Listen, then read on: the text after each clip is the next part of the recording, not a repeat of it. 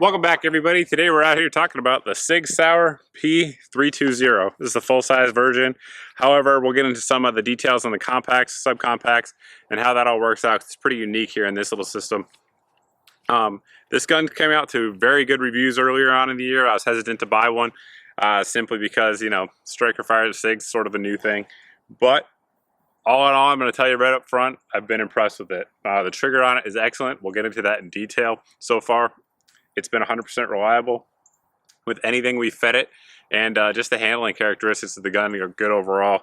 Seems to be a soft shooter despite having a relatively high bore access. That was another thing that sort of made me a little questionable on it, but so far it hasn't been an issue at all in terms of follow-up shot speed. So we'll keep putting some rounds down range with it and then step inside, take a closer look at it, and then at the end I guess we'll let you know what I think of it overall.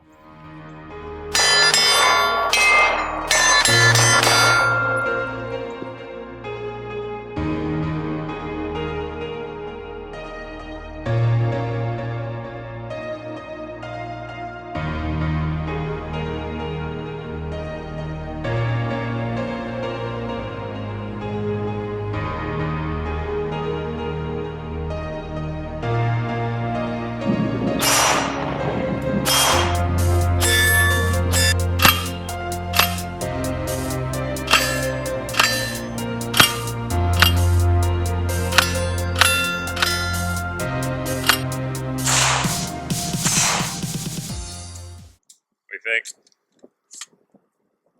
I like it. I do too. Overall, the gun doesn't have a lot of controls and buttons and switches on it, which I really like. I like the simplicity, particularly for defensive use guns.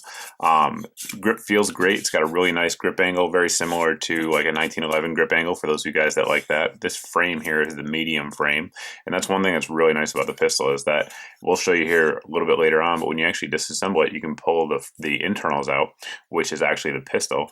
The frame and everything you see here, you can purchase, you know, over the internet, have them shipped right to your door, and it doesn't count as an extra gun.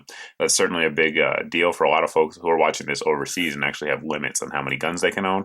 You can get this gun and have it in all the different configurations, but legally own one pistol, so that's certainly a nice thing. It comes with two 17-round magazines, nice metal magazines. I can't complain about those. It also comes with a holster. Not a big fan of the holster personally, but it's better than nothing. And if you just need something to stash your bedside gun in, you know, to keep the trigger protected, it'll do that just fine. It's somewhat of an afterthought, though, I kind of think. If you look at it, actually, it still says P250 on there, so maybe one day they'll get around to switching it out to the 320. Getting into some of the controls, your magazine release here is located where typically American shooters do like it, and the little thumb groove here allows you to just quickly drop down. Of course, I keep my thumbs a little bit higher, but it is very easy to actuate. You can also reverse it for left-handed shooters. The slide release here is ambidextrous. The takedown lever is not, so other than that, there really aren't any controls on the pistol, which, again, in my opinion, is a good thing for defensive use gun. The stippling here is very nice. It's kind of medium, I guess you could say, so not too aggressive, but it is nice, and your hands will stick to it if they're sweaty or bloody or whatever the case may be. Of course, it's polymer, so you can add extra stippling should you choose to do so. On the front of the pistol, you do have the 1913 style rails on there, Picatinny rails for adding any sort of lights, lasers, etc. that you want. This one here has 5. I believe the compact has 4 different Picatinny rail sections, so it's just going to depend on the frame you get. Moving on up on the slide, all the metal parts are nitrided, which I really like. You guys know I'm a fan of the nitriding and melaniting. It definitely resists corrosion. It resists wear. It gives a nice surface hardening on there, so the durability is going to be increased in the long term, and it also looks pretty good overall. The sights are interchangeable with any of your P-series pistols, like your P226, 228, etc. So any of the SIG sights that will work with that will work on this pistol as well. These are the 3-dot night sight version. I believe they come with a non-night sight version as well, but this is the one that did come straight from the factory. Disassembly on the pistol is extremely simple. You want to make sure it's clear first, and we are clear.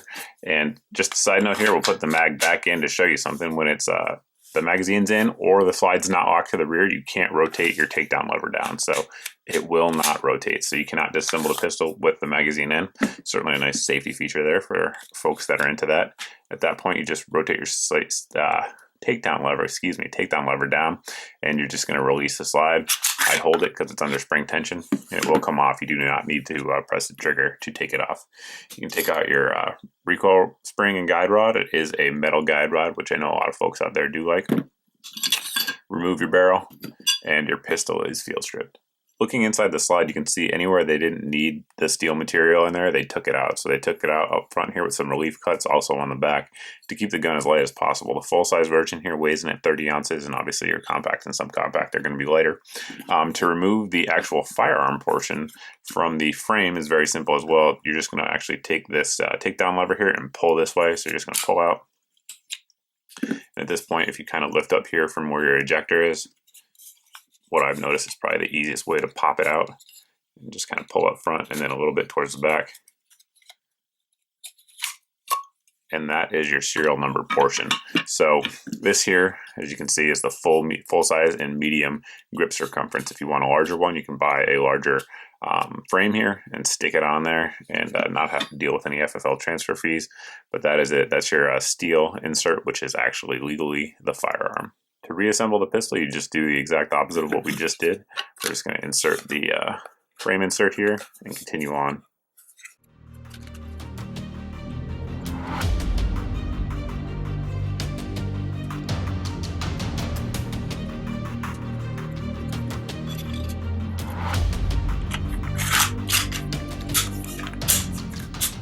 For those of you that have yet to see one of these in person, we'll just do a quick comparison here. For the Glock 17, you can see here it's relatively the same size all the way around. It's going to be a little bit chunkier in terms of the slide, but in terms of height and length, it's pretty similar overall.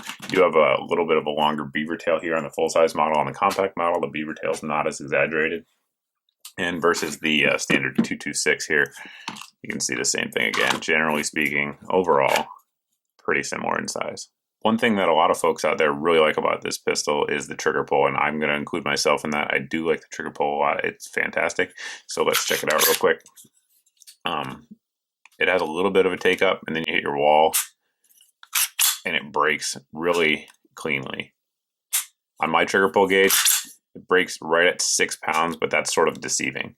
It feels lighter than that just because it's so crisp.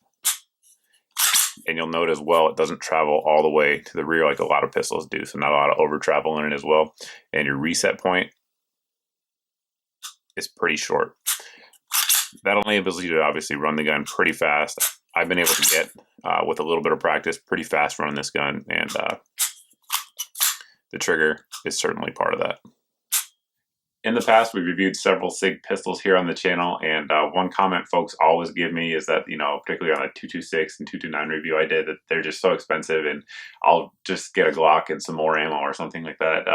But this gun is priced competitively with those. Street price on these is somewhere in the $490 to $620 range, say, depending on, the configuration you get it in and what sights you get.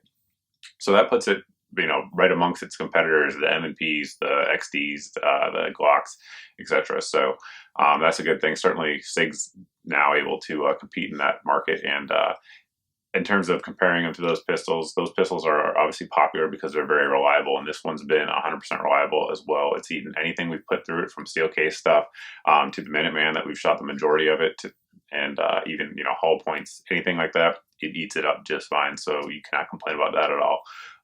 And even folks out there that have been replying on my Facebook page and out there on the forums say the same. These guns seem to have a very good reputation for reliability, so that's certainly a good thing.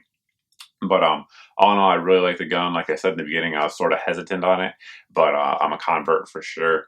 I'm a fan here, and I think SIG's going to have a winner here on their hands for a long time with this gun. Really, the only sort of con I could say about it, in my opinion, is that it feels sort of top heavy due to the steel slide, I should say, and the polymer frame. But I mean, other than that, there's nothing really to complain about for me. It's a good gun. If you guys have any questions about it or anything else we review here on this channel, you can always post below in the comment section. You can also post over at my Facebook page as always. But thanks for watching, guys. Thanks for subscribing, and I'll see you in the next video.